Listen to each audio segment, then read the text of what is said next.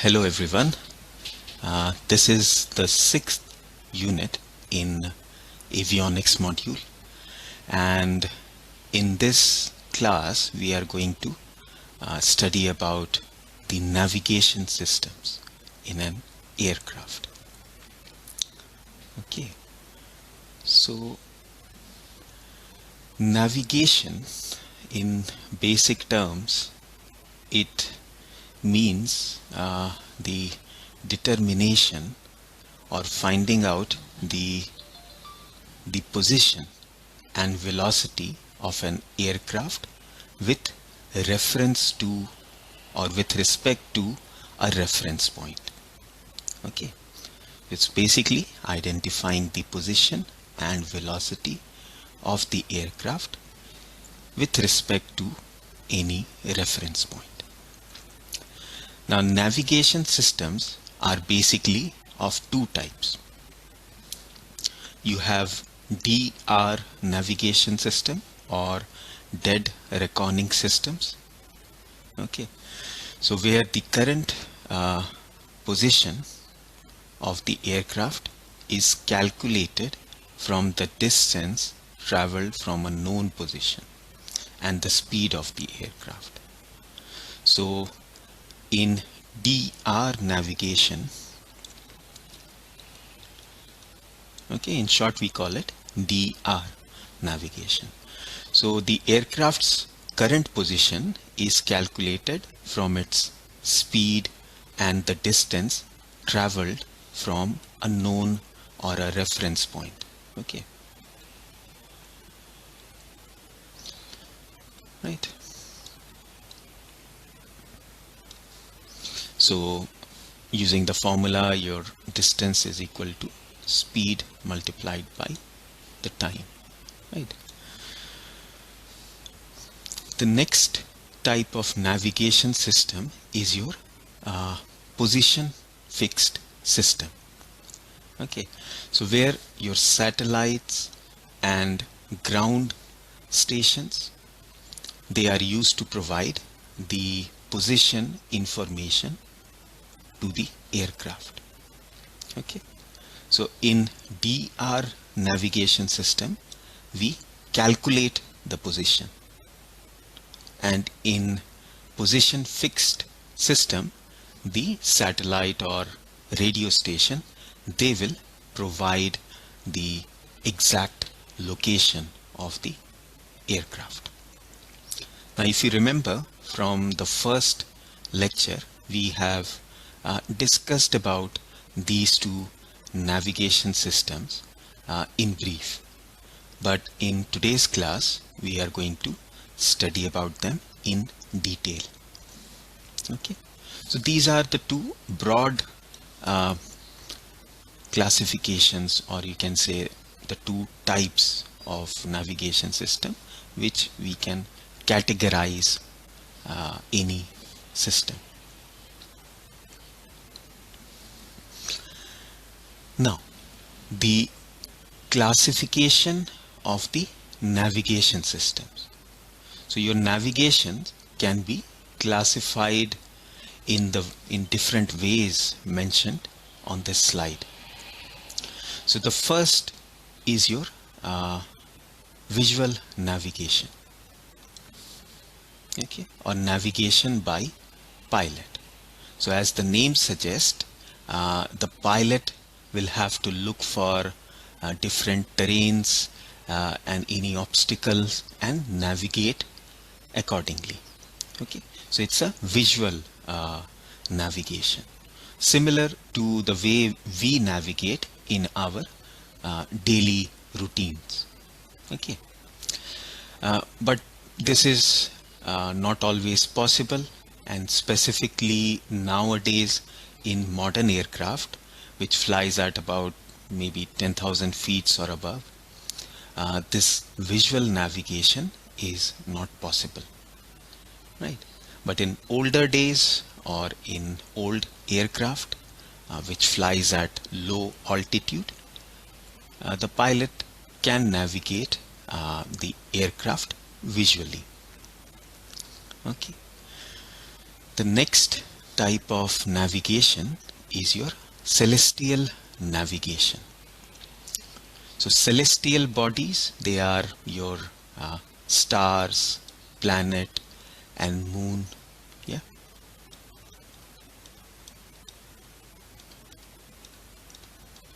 Planets and moon. Okay. So based on the location of these celestial bodies or these stars, the pilot can make a judgment on its position. Okay, so using celestial bodies, the pilot can navigate. So in this method, the angle and the position of the celestial body is measured to determine the current location of the aircraft. Okay, so this method is also primitive or old, so it is not used in modern aircraft. The third classification of navigation systems is your radio navigation, where radio signals are used to determine the position of an aircraft. Okay.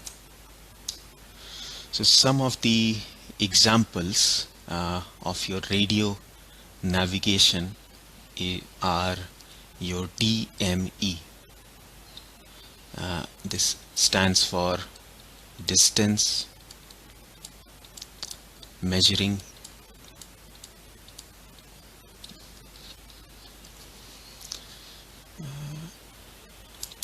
equipment.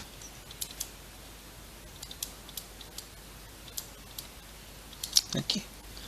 Then we have VOR, and this stands for very high frequency omnidirectional, OMNI,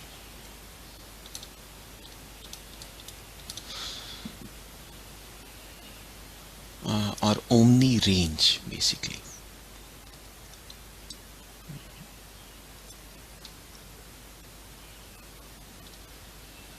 Omni range. Okay. The next one is your ADF, which stands for automatic direction finder. Okay.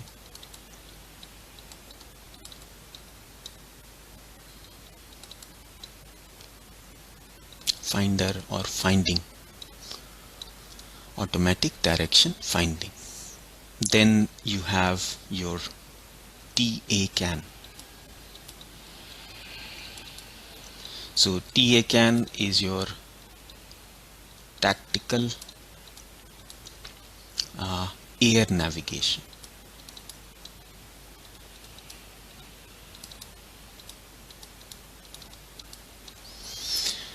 And you have your LORAN-A and LORAN-C. So LORAN, it stands for long range navigation. Okay, and you have two different types of LORAN, A and C. Okay, and another example of radio navigation is your VORTAC, VORTAC. So it's a combination of VOR and TCAN. Okay, so it's your very high frequency omni range and TACAN. Okay, tactical air navigation. So it's a combination of both. Right. So in radio navigation, we use radio signals to provide the current or the location of the aircraft. The next type of navigation is your dead reckoning or DR navigation. Okay, which we have just now discussed. Okay, and one of the example of DR navigation is your INS, that is your inertial navigation system. You might have heard about this in the first lesson again, INS. We are going to study about it in detail in today's class. The next type of navigation is, or next classification of navigation is your global navigation satellite systems. Okay, so in this navigation, the satellites, okay, they send the latitude and longitude information to the aircraft, and the well-known example is your GPS, that is your global positioning system.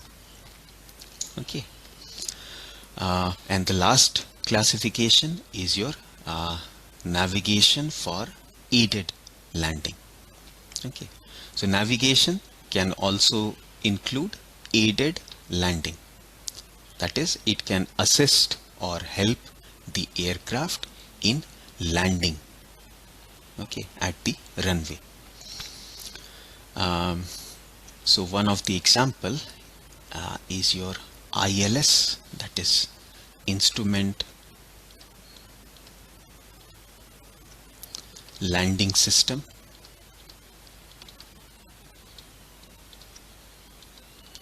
and MLS. So MLS, it stands for microwave landing system. Okay.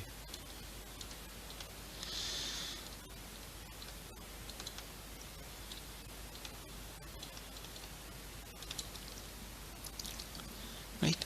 So navigation for aided landing, it can assist the aircraft in landing the aircraft. Yeah. So it basically tells the aircraft's position with respect to the runway. Okay. So ILS system and MLS system, they send the aircraft's position with respect to the runway. Right. So in today's class, we are going to study about some of them, not all of them. So we have chosen a couple of navigation system or different type of navigation system. Right. So we are going to study these highlighted systems in today's class. So let us start with the first radio navigation. So the first radio navigation system is your DME, that is distance measuring equipment.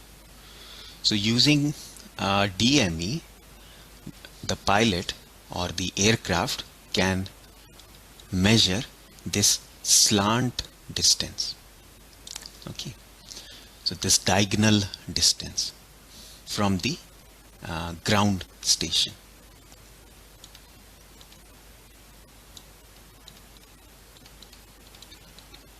So using DME, you measure this slant distance. Okay.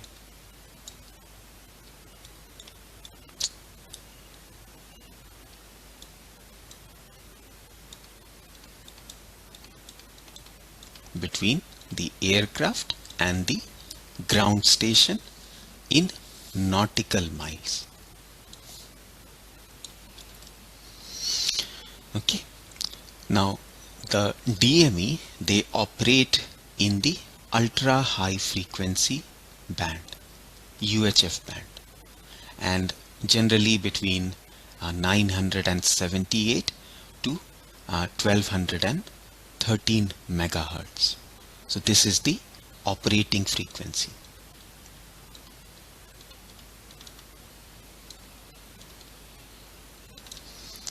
for DME. Now the range of DME is limited to line of sight distance. That is, both the aircraft and the ground station should be able to see each other. Or you can say you cannot use DME beyond the horizon of the earth, right? So earth has a curvature, so you cannot use DME if your ground station is across the horizon. You can only use it in line of sight distance. Now to give you an example, in an open field, line of sight distance is the farthest or the maximum distance which you can see in an open field. Okay, so generally the line of sight distance for the aircraft is around 250 nautical miles. Okay, and as I have mentioned, the DME is used to measure the distance. So basically distance is the slant line between the aircraft and the ground station. Okay, so generally the shortest distance is a straight line. Okay, so between 2 points the shortest distance is a straight line, but DME, it measures the distance at an angle, right? It's not a straight line, but it's a angle or slant angle. Okay, or basically slant distance. Now let us discuss the working principle of DME. So DME measures the time elapsed between transmission and reception of a signal. Okay, so the aircraft, it sends an interrogation signal. If it is not clear, I will write.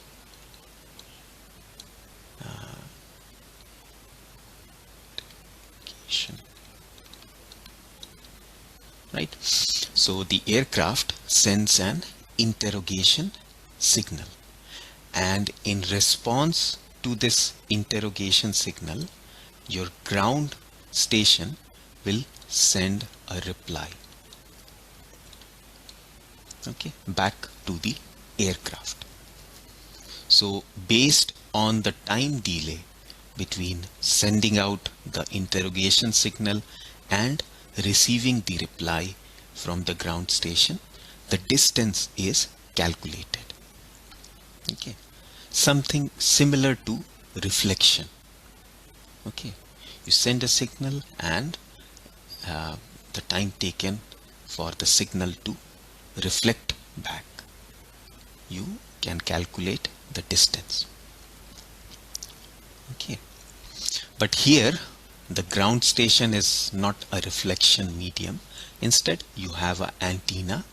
So the ground station will receive the interrogation signal and then re-send it back to the aircraft.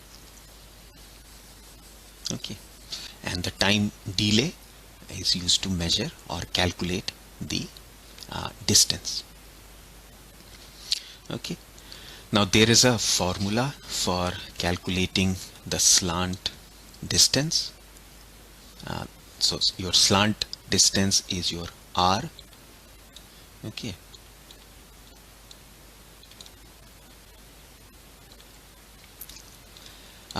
T is your time elapsed in microseconds. Okay, so time elapsed between your interrogation and the reply signal. Then D is the fixed delay of the ground station. Right? So as I've mentioned that the ground station will send a reply signal based on the interrogation signal. It will send a reply signal. So this delay D, it is the time taken for the ground station to send a reply. Okay, so obviously it is a piece of equipment, so it will have some internal delay. So D is your delay at the ground station. And 12.36 microsecond is the typical time for the radio signal to travel 1 nautical miles. Okay. So to calculate the slant distance between the aircraft and the ground station, we use this formula. Okay.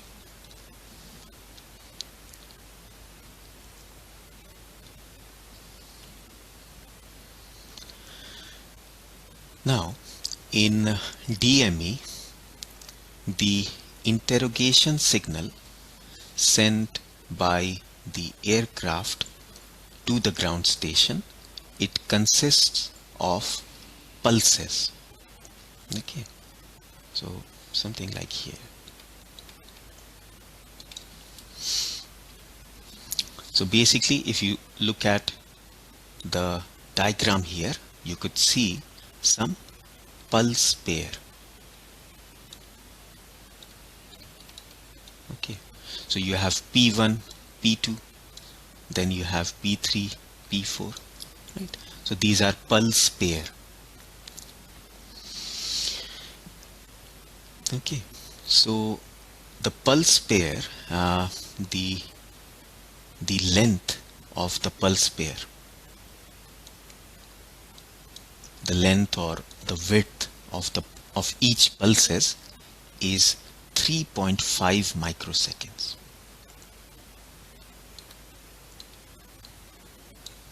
Okay, and the distance or the spacing between the pulse pair, it is 12 microsecond. Okay, so we keep a specific spacing of 12 seconds between the pulse pair. Now this is done for a purpose, and the purpose is to avoid false signal. Okay, so you may get a single pulse at a particular time, but it is usually very difficult to get two false pulses with a specified spacing. Okay, so that is why, to avoid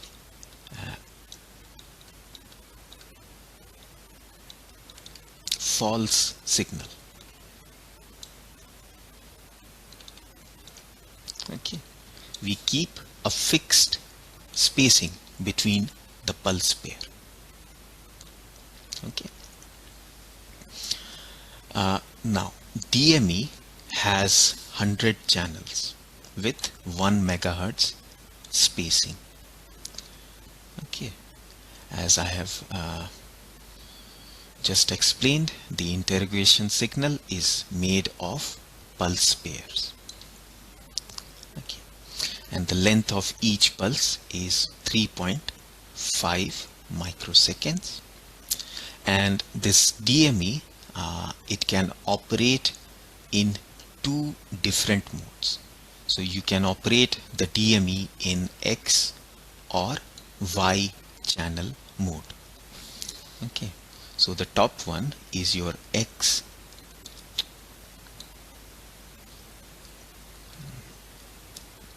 This one is your X channel mode. Okay, and this one is your Y channel mode. So the key difference between your X channel and Y channel mode is, as you can see, it is the spacing between the pulse pair. So in X channel mode, the spacing between pulse pair is 12 microsecond, and in Y channel mode the spacing is 36 microseconds.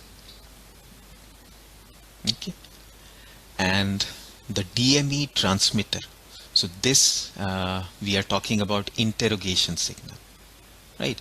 So to send this interrogation signal, the aircraft will have a transmitter.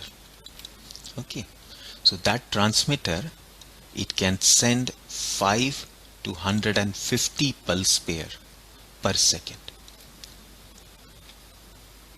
Okay,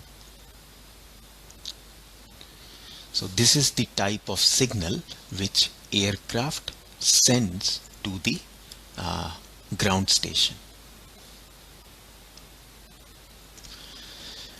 And in response to the interrogation signal, your ground station will send a reply.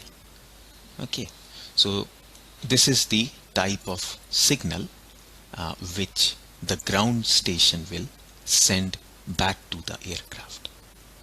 So as you can see, the pulse is quite similar. The length of the pulse is 3.5 and the spacing is 12 microsecond. Okay, so basically the ground station will retransmit the interrogation signal as a reply, but at a different frequency. Okay, so reply is the ground to air signal. Reply is transmitted at 63 megahertz above or below the interrogation signal. Okay, the signal is similar to the interrogation signal, but it will be at a different frequency. Okay, this is done to avoid interference.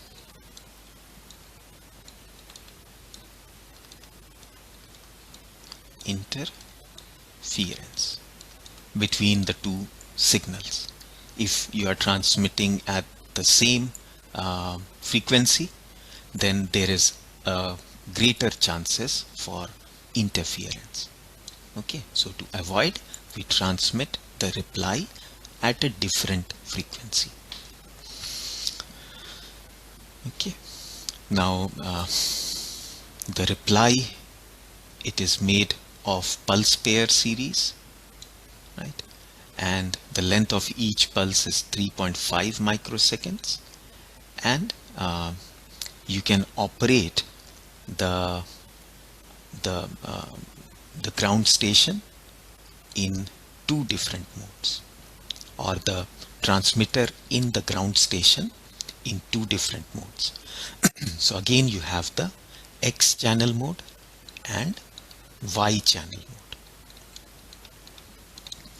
Okay, so in X channel mode, it is the same as your interrogation signal, right? Length of each pulse is 3.5 and the spacing is 12. In Y channel mode, if you compare it with the interrogation signal, what you can see is the length is okay, it is the same, 3.5 microseconds, but the spacing is slightly different. It is 30 microseconds. For the interrogation signal in Y channel mode, it was 36. Okay, but for Y channel mode, it is different. Okay.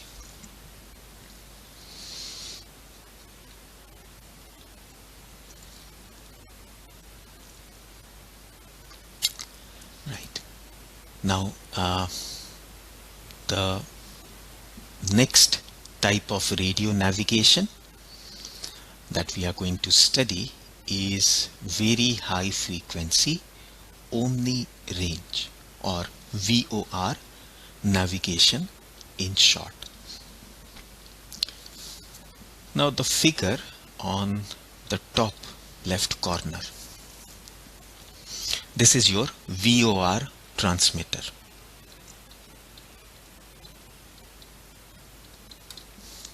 Okay, this is an actual VOR transmitter. So this transmitter, as you can see, it consists of two sets of antenna, or two different type of antenna, right? So you have a central pole or a pillar on which you have the one of the antennas is installed, and then you have some surrounding antennas. Okay, so all around this central antenna you have some other antennas which are installed. Okay, so VOR, it transmits at VHF, right? As the name suggests, very high frequency. So it transmit in the VHF frequency band between 108 to 117.95 megahertz, and this is used by the pilot to determine the aircraft's direction. Okay.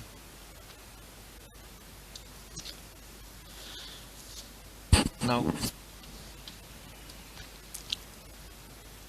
omni, this word omni, it basically means uniform in all direction.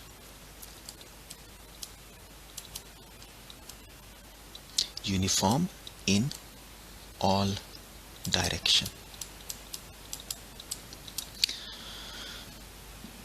Right. So what happens is the VOR, as I mentioned, it has it transmits two radio signal. It has two antennas, right? Two set of antennas. So it transmits two radio signal. So one is called as the reference signal, or the reference phase, and it radiates uniformly around the 360-degree angle of the antenna. Okay, so this center, the antenna in the center, it radiates your reference phase. Okay, so all around 360-degree of that antenna, it will radiate uniformly.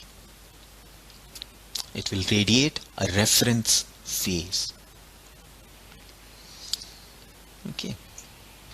The other radio signal is the rotating field, which is generated by the small antennas around the central antenna, and it rotates at 1800 RPM.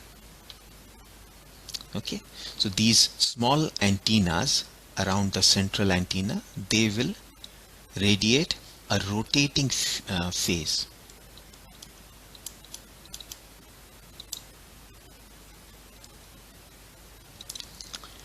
Okay, so therefore the phase of the rotating field is different in different direction. So because of this rotating field, in each and every direction you will have a different phase. Okay.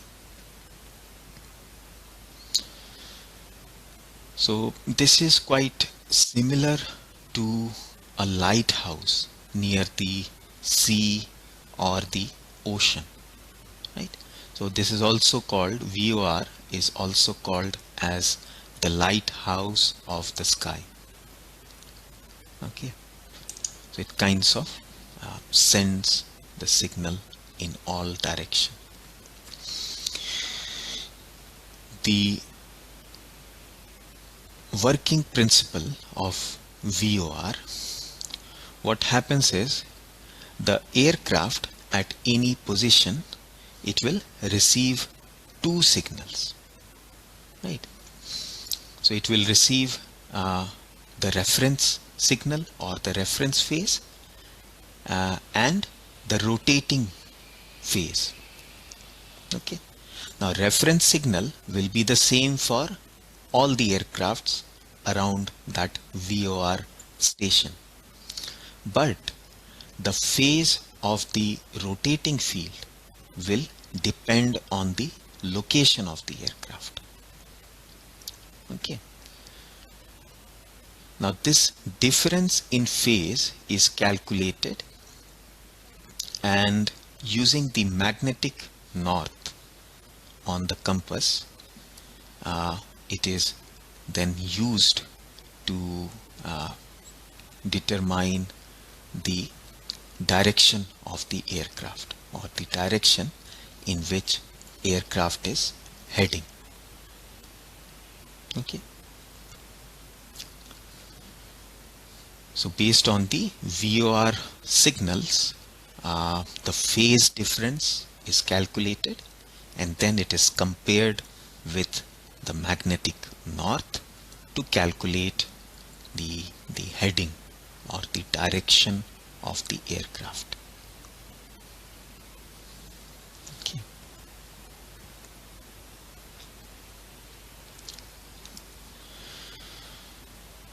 Now the last type of radio navigation that we are going to study is the automatic direction finder, or ADF in short. So ADF, it consists of two parts. So you have NDB, okay, which is your non-directional beacon, which is kind of a ground based part. Okay. And the other part is in the aircraft, so which consists of a receiver and an antenna installed on the aircraft.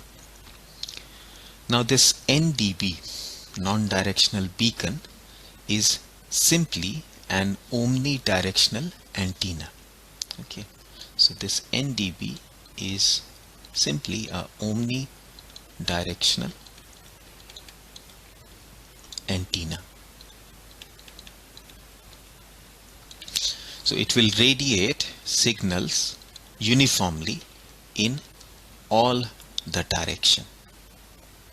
Okay, all around that antenna, it will radiate the signal uniformly.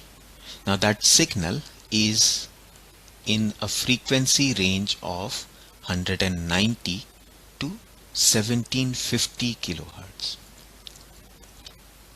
Okay. Now on the aircraft, we use a loop antenna, which is either rotated physically or manually, or using a motor electronically. That means using a motor. Now in case of loop antenna, what happens is, there is a specific case for loop antenna. So what happens is, if the radiation are linking with the antenna from the side, okay, something like here in, let's call this figure B and this one as A. So in figure B, as you can see, the radiations, they are linking from the side, right? You have a square loop antenna, and from the side you have your radiation linking with that antenna. So that will produce maximum signal. Okay, so this case, it will produce maximum signal. Okay. However, if the radiations, they are falling on the broad face, so broad face is the front face of the loop antenna. Okay, so if the radiation, they are falling on the front face or the broad face what would happen is it will simply pass through the loop, okay, without producing any signal. Okay, so if I try to draw it something similar to this, if the radiations, they are falling on the front face, okay, then minimum signal is produced. Minimum signal is produced in this case. Okay, so this loop antenna, it is rotated either manually or using a motor. So what it does is it tries to find the minimum reception or the direction of minimum reception. Okay, now imagine this is your aircraft and you have a loop antenna installed.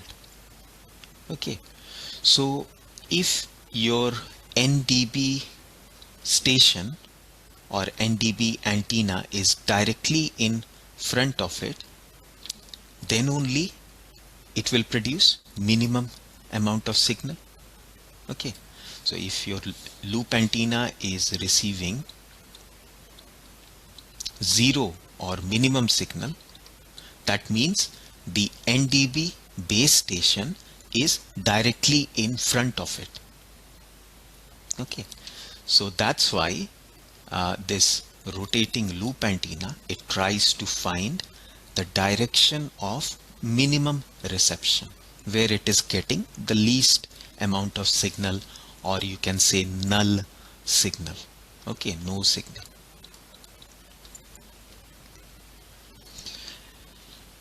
To identify that NDB base station, okay, the location of the NDB base station, right? So using the reference location of NDB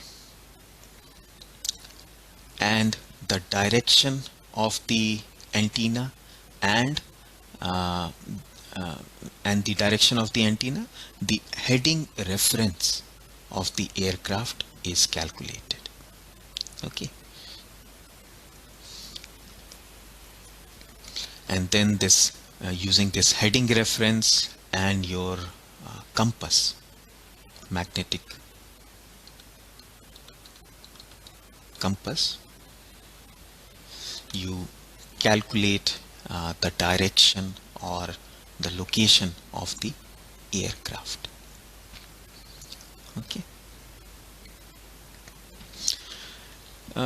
Nowadays in modern aircraft, so they fly at very high speed. Okay, so it is not feasible to rotate the loop antenna, right? If your aircraft is flying at very high speed and if you have a rotating antenna in the outside, the chances are it's going to break, right? So nowadays we do not rotate the antenna.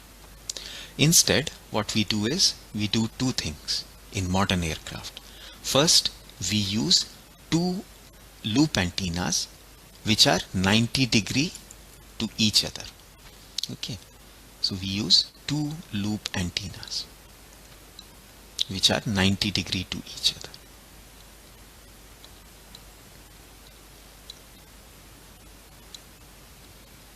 Okay, something like this. Okay, they are 90° to each other. Okay, so that allows receiving signal from all directions, or any polarization of the signal can be received by this type of loop antenna. And the second thing we do is we use something called as sense antenna. Okay, sense antenna, I'm not going to discuss about it, but it helps the ADF or the loop antenna to identify the direction from which minimum signal is coming. Okay, or it kind of increases the sensitivity of the antenna, of this loop antenna. Okay.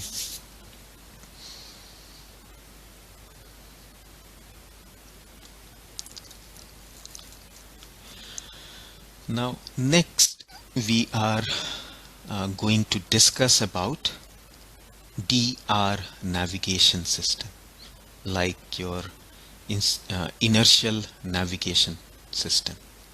But before we discuss about that INS or inertial navigation system, let us first try to understand how a gyroscope works, because the inertial navigation system, they use this gyroscope for navigation.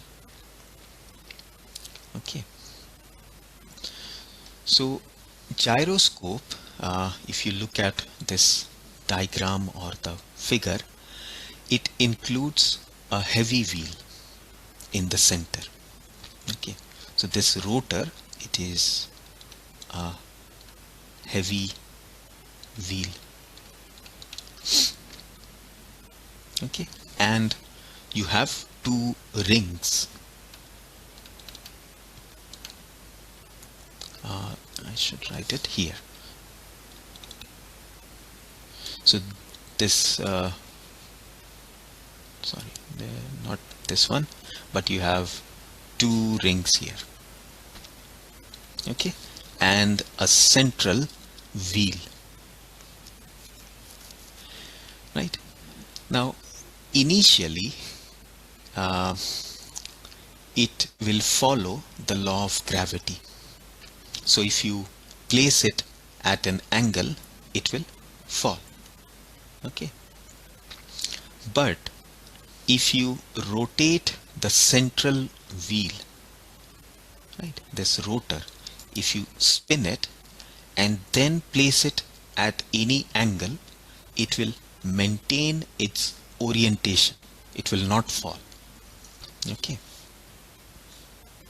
it will maintain its orientation when your rotor or that wheel, central wheel, is spinning or it is rotating. Okay, so these gyroscopes, if installed in an aircraft, it can maintain the orientation during maneuvers. Okay, if the aircraft, it is taking or it is doing some maneuver, if the central wheel is rotating, it can maintain its orientation. Okay, so basically your gyroscopes, or gyro in short, okay, they are installed in a cage to maintain its own orientation, and then that entire assembly is installed in the aircraft. Okay, and with the help of contact sensors, you could see it has two contact sensor, so this one and this one. Okay, so it has two contact sensors, as you can see in the animation, and it can alert the pilot about the aircraft's orientation. Right, so if it is going too left or too low on one side or too high on the other side, it can alert the pilot. Now, to measure the orientation, what we can do is we can use a laser which can be installed in the frame of the aircraft. Right, so basically you can install a laser and inside you have your gyroscope here. So the central wheel, you can coat it with some mirror material, okay, which reflects the laser. Okay, and using the reflection or the angle of reflection, you can calculate the angle by which your aircraft is maneuvering. Okay, so using this laser and mirror assembly and the gyroscope, you can calculate the angle or the orientation of the aircraft. Okay.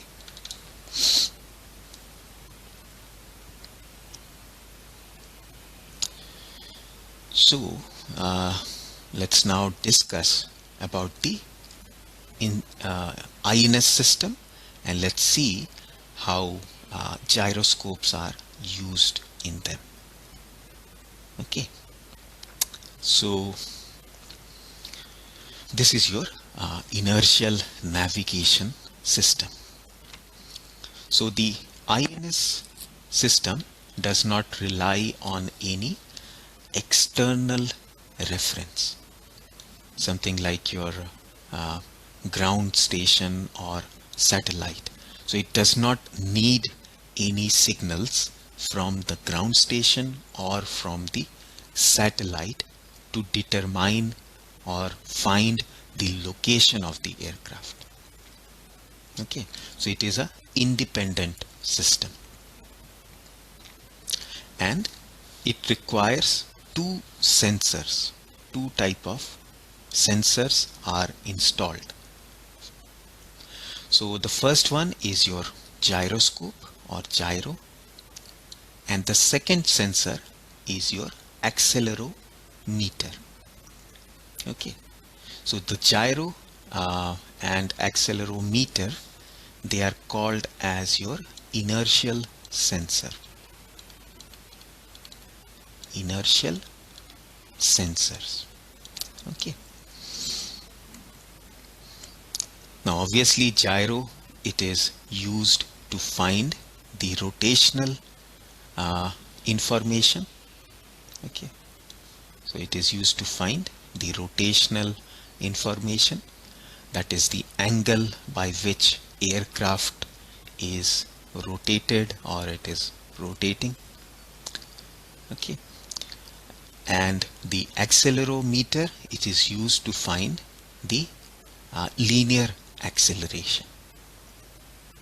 Okay, so therefore if we keep a track of these information, that is the angle or the direction and the speed, during the entire duration of the flight, we can estimate the location of the aircraft without the help of any external reference or radio signals. Okay, so the entire setup, as you can see in this figure, it is mounted on a rigid frame. Okay, so this entire system, you will have a rigid box or a frame all around it. Okay, so it's kind of inside a box or a frame, and you have the gyroscope and the accelerometer. They are installed on the central wheel of the gyroscope. Okay, and they are free to rotate along any azimuthal or pitch or roll axis. Okay,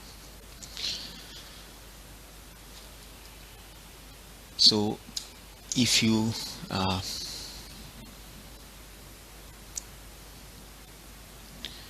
so basically, using this gyro and accelerometer, if we keep a track of the direction and the angle, okay, direction or the angle at which the aircraft is flying and the speed of the aircraft, okay,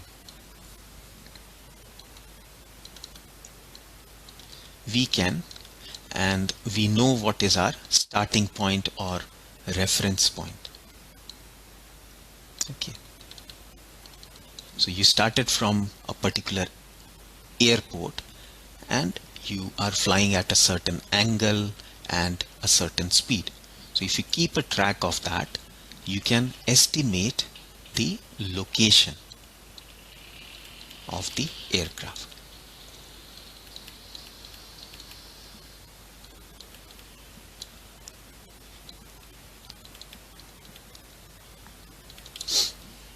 Okay. Using this INS system.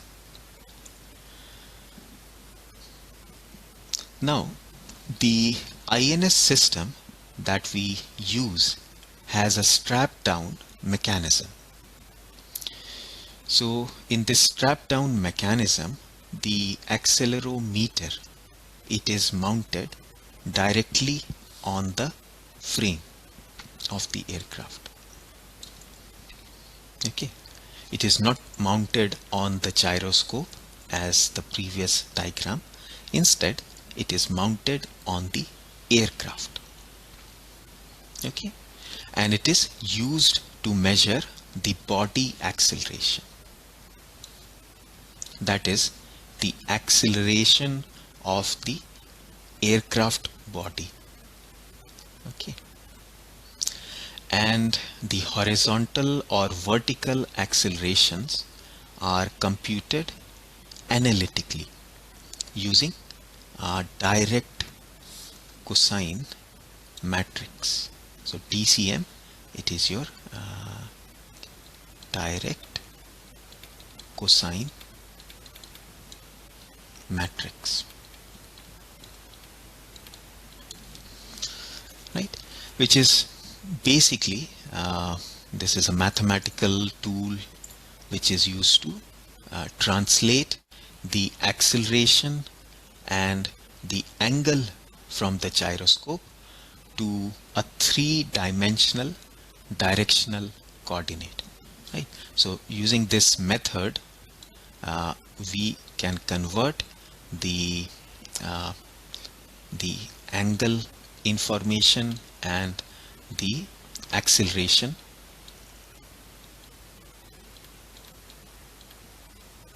into 3D coordinates. Okay, the X, Y and Z coordinates. Okay, so basically it kind of using the two information, acceleration and angle, you can plot the 3D location of the aircraft along the X, Y and Z direction. Okay.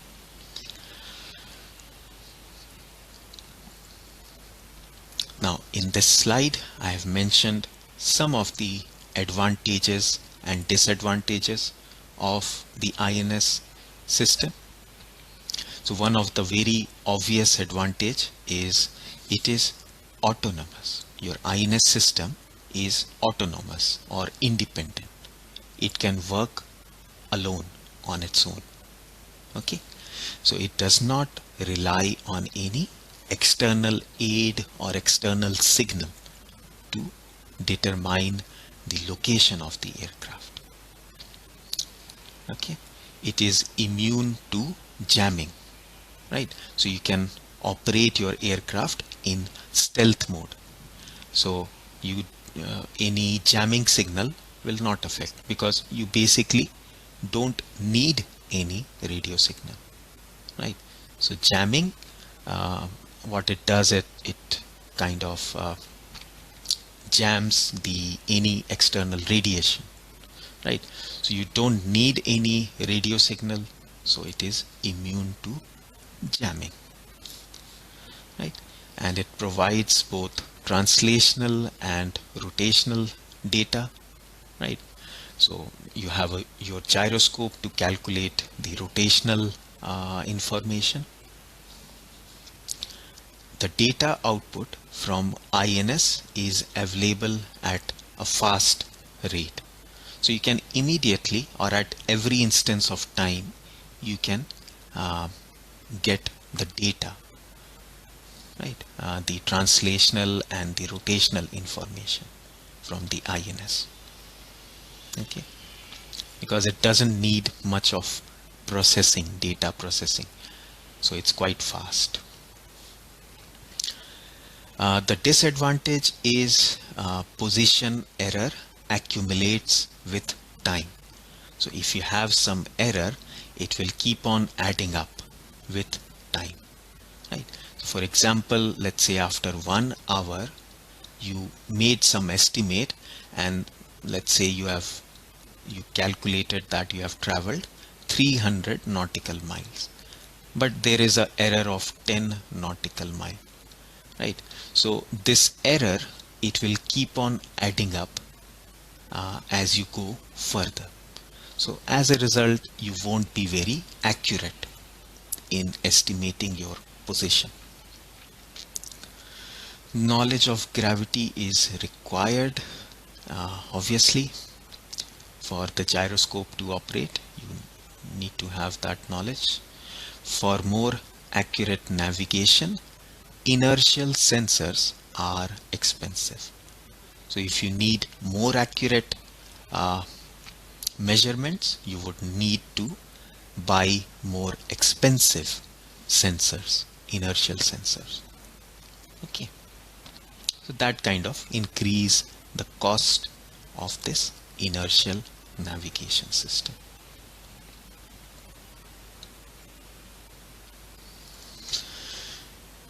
The next type of navigation system is your GPS, that is your global positioning system.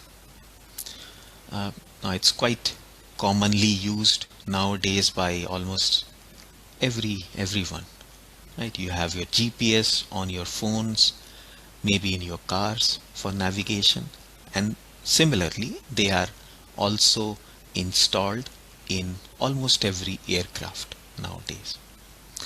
Okay, so GPS, it includes a network of more than 28 satellites which are uniformly placed all around the earth. Okay, so these are placed in 6 circular orbits.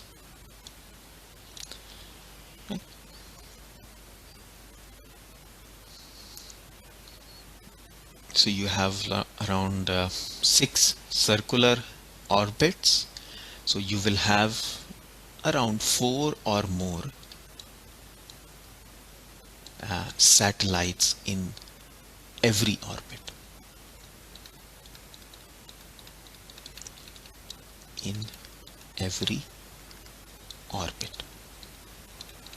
Okay, using that calculation, you can have around 4 or more satellites in every orbit. Now these orbits, they are inclined at 55-degree angle relative to the equator, and they are separated from each other by multiples of 60 degree, right?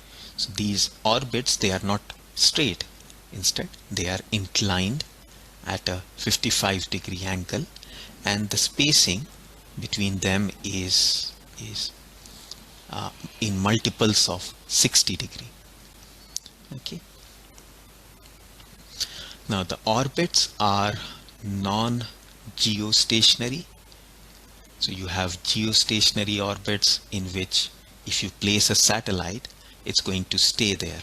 So basically it will scan only a specific area, right?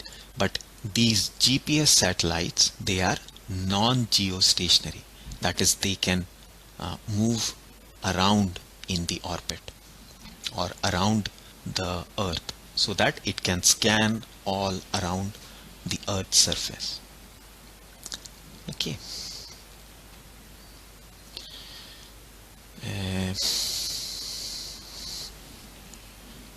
Non-geostationary orbits and approximately circular. So these orbits, they are approximately circular.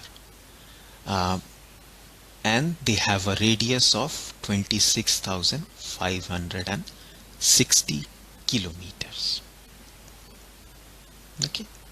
And the orbit period, that is the time taken to go all around, is approximately 11.967 hours, around 12 hours for the satellite to go all around the Earth. So therefore, at any point of time, there will be 4 or more satellites above a particular area, right? So a certain area of the globe or Earth will be scanned by 4 or more different satellites. Okay, so this entire arrangement is in such a manner. And they are used to provide navigation information 24 hours every day, right? 24/7, right? You can use this satellite to find the navigational information. Now, the GPS satellites, basically what they have is an atomic clock. Okay, so an atomic clock is installed within each GPS satellite. So these atomic clock, they are very accurate, extremely accurate. Okay, and they provide extremely accurate time. So this time information is sent to the GPS receiver, which are installed on the aircraft, and it is used to determine the location or the aircraft's location by measuring the time taken for the signal to reach the receiver. So a single GPS receiver uses timing information from 4 different satellites, right? So every GPS receiver will receive timing information from 4 different satellites. So if you are using only timing information from one satellite and then calculating the distance, it will be basically the distance from the receiver to the satellite, right? It will be not its own location, right? So that's why you have to use 4 different satellites or timing signal to find out the latitude, the longitude, the altitude, and the time information. Okay, so each satellite, they transmit 2 signals in L band. Okay, which is around this frequency 1575.4 megahertz, and the other signal is at a frequency of 1227.6 megahertz. So these are generated by modulating and mixing 50 hertz data signal on two different carrier frequencies. Okay, so you have your 50 hertz data signal, and then it is modulated using two different carrier frequencies. Okay, and they are generated by modulating and mixing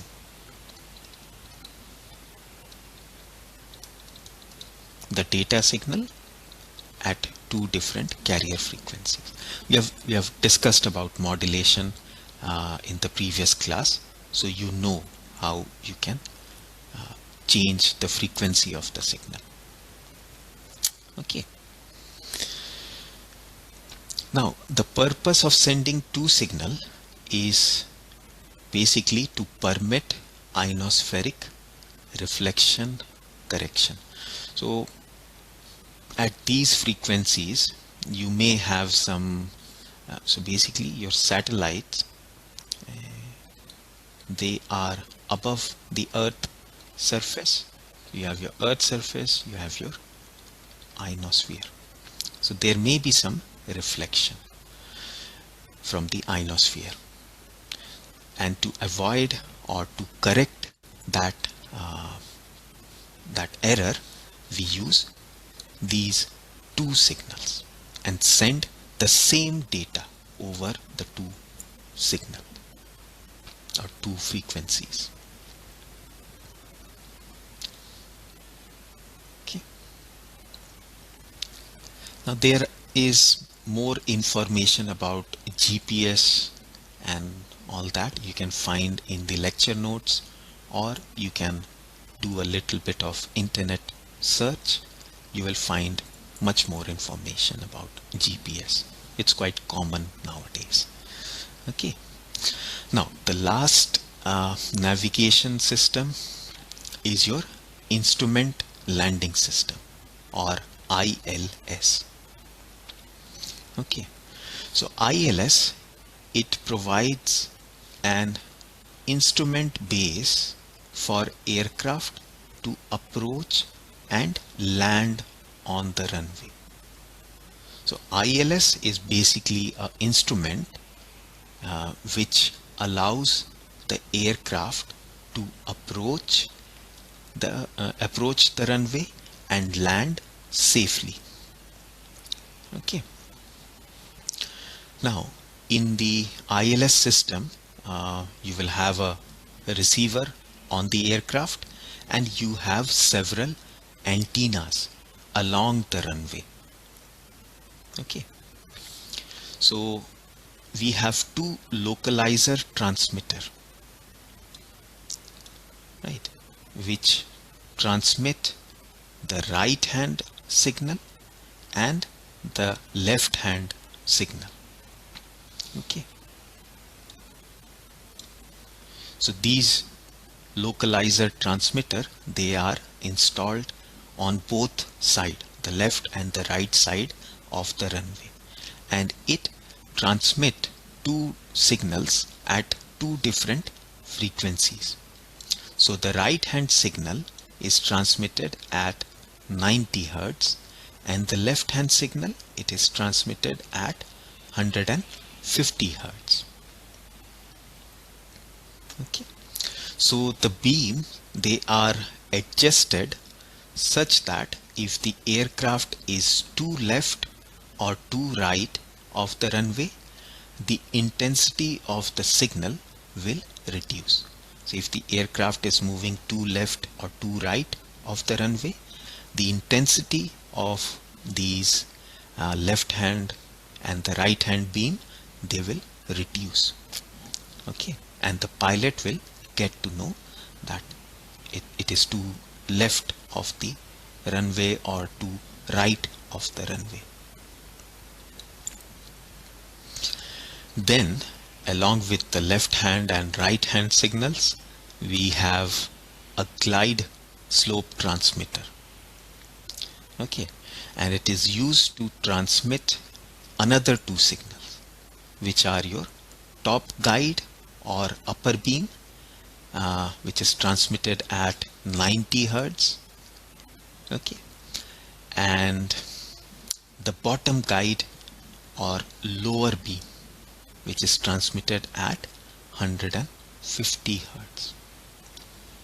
Okay, so you have the upper beam and the lower beam. Okay, so all around you have like 4 different beams being transmitted by these antennas. Okay,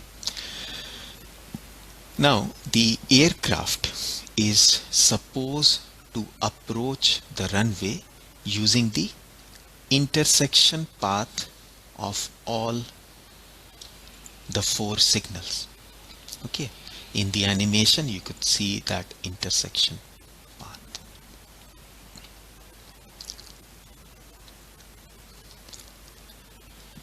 Now on approach to the runway we have 3 marker beams, right? So you have your 4 beams, right? And then along with those 4 beams you have 3 marker beams also, which are installed at different distances from the runway. The first is the inner marker beam, which is approximately 1000 feet away from the runway. The second is the middle marker beam, which is at a distance of 3500 feet from the runway, from the starting of the runway. Okay, and you have the outer marker beam, which is around 4 to 7 miles away from the runway. Okay, so the aircraft is supposed to approach the runway through the center line or the intersection of the 4 signal, that is the left hand, right hand, the top and the bottom guide signal, as I have mentioned in the previous slide.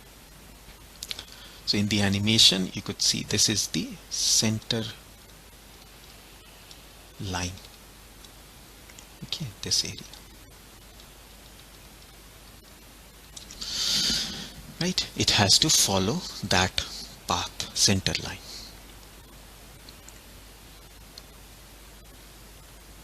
Okay, now an aircraft landing using the ILS system or instrument landing system, when the aircraft crosses the outer middle and inner marker, both visual and audio indicators are triggered. So as you can see in the animation, you have O, M and I. So as and when the aircraft crosses each of the marker, you will have some visual indication as well as some audio indication. Okay, then both the vertical and horizontal needle, so you will have a ILS instrument installed in your cockpit. So the vertical and the horizontal needle on the ILS indicator should be maintained at the center. Okay, so you have this horizontal needle and you have your vertical needle. Okay, so these should be maintained at the center. Okay, any deviation in the needle would indicate the aircraft is deviating from its path. Okay, so they both should be at the center. Okay, in the animation also you can see this, right? So this is how the instrument, this ILS instrument, it helps or aid the aircraft in approaching the runway and landing. Okay, so there, for landing there is a specific angle at which the aircraft should approach the runway. If it is approaching at that angle, then it can land and stop within the entire length of the runway. Okay, so the purpose of all these signals, the beams, is to align the aircraft at that particular angle which is most suitable for landing. Okay, and nowadays in modern aircraft you have automatic landing system which automatically adjust the approach of the aircraft and helps to land. Okay, so the pilot doesn't have to adjust these horizontal and vertical needle manually. It is done automatically in modern aircrafts. Okay, so this was all that I wanted to discuss today in this class. Okay.